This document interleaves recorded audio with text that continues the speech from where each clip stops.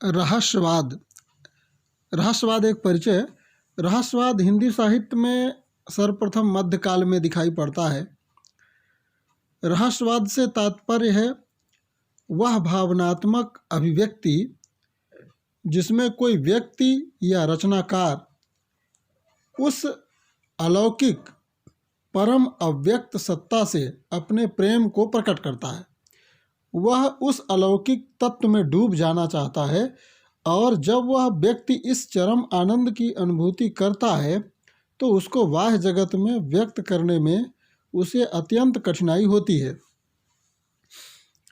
लौकिक भाषा वस्तुतः उस आनंद को व्यक्त नहीं कर सकती, इसलिए उसे उस पारलौकिक आनंद को व्यक्त करने के लिए प्रतीकों का सहारा लेना पड़ता है जो आम जनता के लिए रहस्य बन जाते हैं।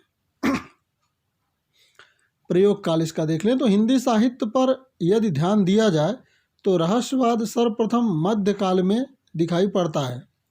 संत या निर्गुण काव्यधारा में कबीर के यहाँ तो प्रेम मार्गी या सूफी काव्यधारा में जायसी के यहाँ रहस्यवाद का प्रयोग हुआ है।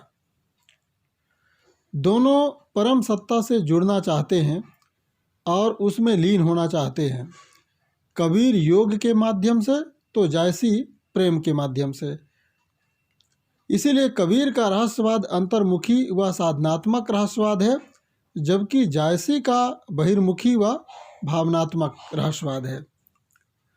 अब इन पर जो विवाद है वो देखें तो आधुनिक के हिंदी काव्य जगत में जितनी विभिन्न व्याख्याओं और वाद विवादों को रहस्यवाद शब्द ने जन्म दिया है, उतनी विभिन्न व्याख्याओं और वाद विवादों का आधार शायद ही कोई और शब्द बना हो।